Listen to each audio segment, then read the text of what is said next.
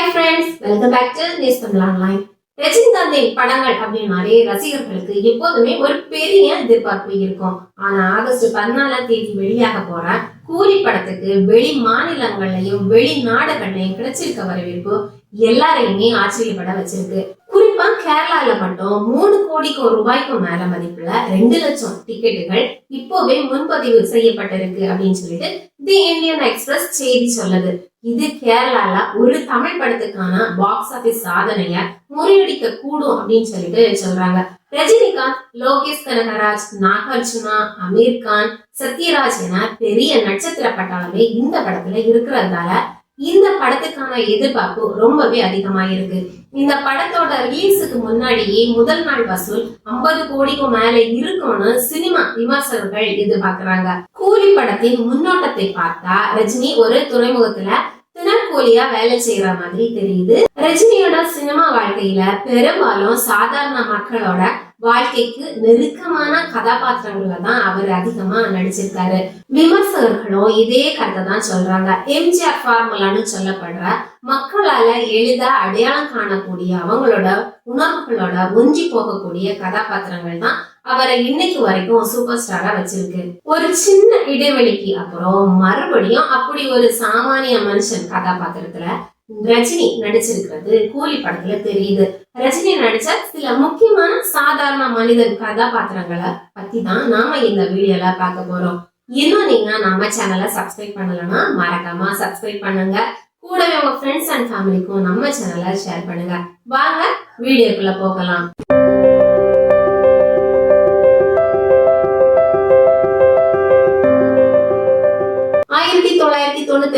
வெளியான அண்ணாமலை படம் பால் வியாபாரம் பண்ற ஒரு சாதாரண மனுஷன் தன்னோட நண்பனோட துரோகத்துக்காக பழிவாங்க ஒரு பெரிய பணக்காரனா மாறுற கதை.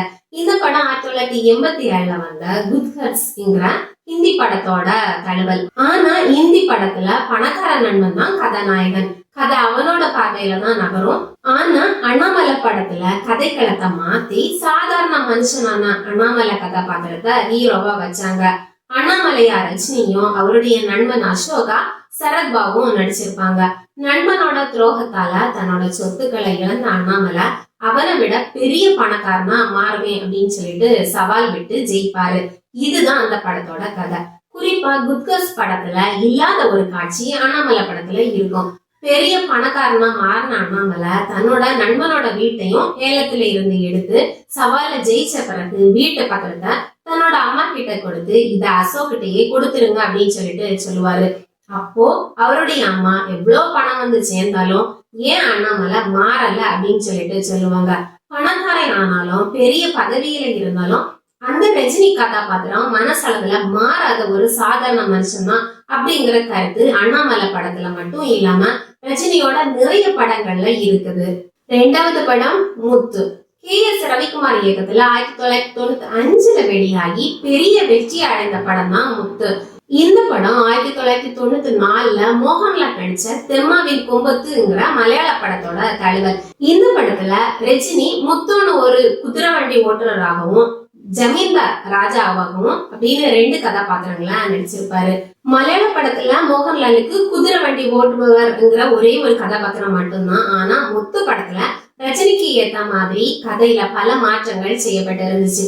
எவ்வளவு பணமும் அதிகாரமும் இருந்தாலும் சாதாரண மக்களுக்கு ஒரு பிரச்சனை அப்படின்னா அதுக்காக எதையும் தூக்கி எறிய தயங்காதவங்கிற மாதிரி ஜமீன்தார் ரஜினி கதாபாத்திரம் உருவாக்கப்பட்டிருந்துச்சு. படத்தோட கடைசி காட்சியில ராஜா குதிரை வண்டி ஓட்டுறவராகவும் முத்து ஜமீன்தாராகவும் மாறி நிற்பாங்க. அப்போ ரஜினி இந்த முத்து எப்போதும் எல்லாருக்கும் ஒரு சேவகன் தான், நீங்க தான் எனக்கு எஜமான் அப்படின்னு சொல்லிட்டு திரையில இருந்து மக்களை பார்த்து பேசுவாரு. இது மக்கள் கிட்ட பெரிய கைத்தட்டல வாங்குச்சு. 3வது படம் பாட்ஷா. பாட்ஷான்னு சொன்னாலே எல்லாருக்கும் முதல்ல ஞாபகம் வர்றது எவ்வளவு பிரச்சனைகள் வந்தாலும் பொறுமையா இருக்கிற ஆட்டோ டிரைவர் மாணிக்கம் தன்னோட தங்கச்சிக்கு ஒரு பிரச்சனைனா பழைய பாட்ஷாவா மாறி வில்லனையும் அவனோட கூட்டத்தையும் அடிச்சு நொறுக்கிற காட்சி தான்.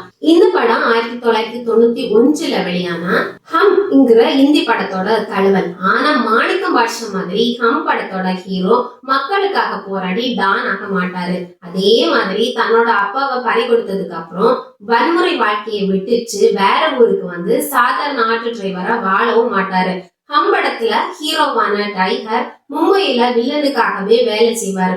ஒரு கட்டத்துல வில்லன் அவரோட நண்பனையும் அப்பாவையும் கொன்னுடுவான். அதனால தன்னோட அம்மாவுக்கு கொடுத்த சத்தியத்துக்காக தன்னோட தம்பிகளோட தமிழ்நாட்டுல இருக்கிற ஊட்டிக்கு வந்து ஒரு அமைதியான டிம்பர் பிசினஸ் பண்ணிட்டு வாழ்வாரு. ஆனா ரஜினியோட சாதாரண மனிதன் இமேஜுக்காக இரக்கமுள்ள மனசுக்காரன்டா, நான் ஏழைக்கெல்லாம் சொந்தக்காரன் தான் அப்படின்னு சொல்லிட்டு தொடங்குற அறிமுக பாட்டு உட்பட பல மாற்றங்கள் செய்யப்பட்டு ஹம் படம் தமிழ்ல பாட்ஷாவா உருவாச்சு. இதுல ஒரு சுவாரஸ்யமான விஷயம் என்ன அப்படின்னா, தமிழ்ல மாணிக்கம் கதாபாத்திரத்துக்கிட்ட நீங்க பாம்பேல என்ன பண்ணிட்டு இருந்தீங்க சொல்லுங்கன்னு சொல்ற போலீஸ் அதிகாரி சிவா கதாபாத்திரத்துலதான் ஹம் படத்துல ரஜினிகாந்த் நடிச்சிருப்பாரு.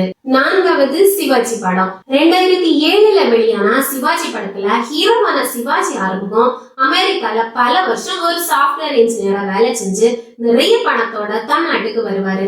ஏழை மக்களுக்கு நல்லது செய்யணும்ங்கிறது தான் அவரோட கனவு.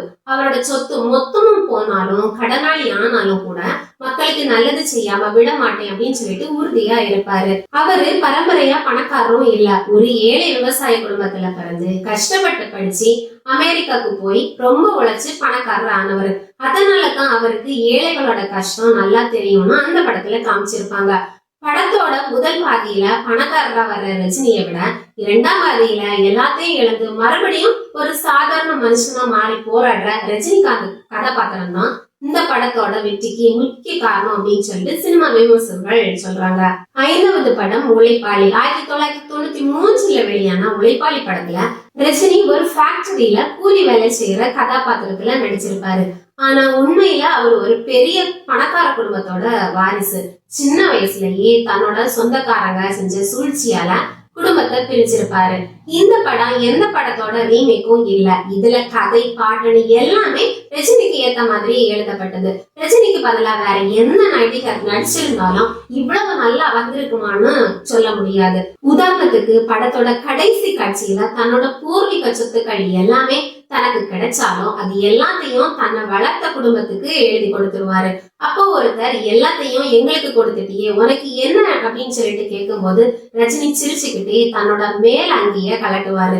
உள்ள அவர் போட்டிருந்த சிவப்பு நிற தொழிலாளர் சீருடையோட எனக்கு சொத்து எதுவும் வேணாம், இந்த எளிய தொழிலாளி வாழ்க்கை போதும்னு சொல்லிட்டு மத்த தொழிலாளர்களை நோக்கி நடந்து போவாரு. 6வது படம் அருணாச்சலம். 1997 வந்த அருணாச்சலம் படத்துலயும் இதே மாதிரி ஒரு கதாபாத்திர அமைப்பு இருக்கும். அருணாச்சலம் கிராமத்துல ஒரு பெரிய பணக்கார குடும்பத்துல வளர்ந்து அப்புறம் தான் தத்து எடுக்கப்பட்டவர்னு தெரிஞ்சுப்பாரு. சென்னையில தன்னோட உண்மை கதையை தெரிஞ்சுப்பாரு. அப்புறம் 30 நாள்ல 30 கோடி ரூபாய் செலவு செஞ்சா 3000 கோடி கிடைக்கும்னு தன்னோட அப்பா விட்டுட்டு போன சவால்ல ஜெயிப்பாரு. கடைசியில அந்த 3000 கோடி ரூபாய மக்கள் சேவைக்காக பயன்படுத்தணும் அப்படின்னு சொல்லிட்டு தான் எப்போதும் ஒரு சாதாரண மனுஷன் தான் சொல்லி நடந்து போயிருவாரு. 90கள்லயும் அதுக்கு அப்புறமா ரஜினி நடிச்ச பெரும்பாலான கதாபாத்திரங்கள் ஒரு சாதாரண மனுஷனா சொந்தக்காரங்களுக்காக நண்பர்களுக்காக அல்லது மக்களுக்காக எதையும் விட்டு கொடுக்க தயங்காதவன் தான் இருந்திருக்கு. எவ்வளவு பெரிய அதிகாரம் பணம் இருந்தாலும் அதையெல்லாம் எளிதா தூக்கி எறிஞ்சிட்டு போறவரா தான் அவரு நடிச்சிருந்தாரு. ஆக்சுவலி இது எம்ஜிஆர் பயன்படுத்தின ஒரு ஃபார்முலா. தன்னோட ரசிகர்கள் இதைத்தான் விரும்புவாங்கன்னு ஒரே மாதிரி கதாபாத்திரங்கள்ல நடிக்கிறது. உதாரணத்துக்கு எம்ஜிஆர் படத்துல அவர் ஏழைகளுக்கு உதவுற விவசாயி, ரிக்ஷாக்காரன் கதாபாத்திரங்கள்ல நடிக்கிறது, கத்தி சண்டை போடுறது மற்றும் நம்பியார் வில்லனா வர்றது இதையெல்லாம் சொல்லலாம். விஜயகாந்தன் சொன்னா நாட்டுக்காக தீவிரவாதிகளுக்கு எதிராக போராடுற கதாபாத்திரங்கள் தான் நமக்கு ஞாபகம் வரும். ஆனா ரஜினிகாந்த் நடிச்சது பெரும்பாலும் சாதாரண கதாபாத்திரங்கள்ல தான். கூலி படத்துல ரஜினியோட கதாபாத்திரம் என்ன அப்படின்னு சொல்லிட்டு இன்னும் உறுதியா தெரியல. ஆனா கூலி வேலை செய்யறவரு, பால்காரர், ஆட்டோ ஓட்டுறவர்னு சாதாரண மக்களோட வேலை சார்ந்த கதாபாத்திரங்கள் தான் ரஜினியோட பலம். குறிப்பா அண்ணாமலை படத்துக்கு அப்புறம் தான் ரஜினி இத்தகைய கதாபாத்திரங்கள்ல அதிகமா நடிக்கிறாரு. 2010க்கு அப்புறம் ரஜினி ஒரு டைரக்டரோட நடிகரா மாறிட்டாரு. அவருக்கு வித்தியாசமான கதாபாத்திரங்கள் நடிக்க தெரியாம இல்ல, அவர் ஒரு நல்ல நடிகர் தான். ஆனா எவ்வளவு பணம் வந்தாலும் மனசளவுல தான் ஒரு சாதாரண மனுஷங்கிறத காமிக்கிற கதாபாத்திரங்களை தான் அவரு விரும்புறாருன்னு தெரியுது. இதுவே அவருடைய தனிப்பட்ட வாழ்க்கை தத்துவமா கூட இருக்கலாம். ஓகே ஃப்ரெண்ட்ஸ், அடுத்த வீடியோல இத போல வேற ஒரு இன்ட்ரெஸ்டிங்கான டாபிக்கோட நான் உங்களை சந்திக்கிறேன். மறக்காம நம்ம வீடியோவை உங்க ஃப்ரெண்ட்ஸ் அண்ட் ஃபேமிலிக்கு ஷேர் பண்ணுங்க. பாய்.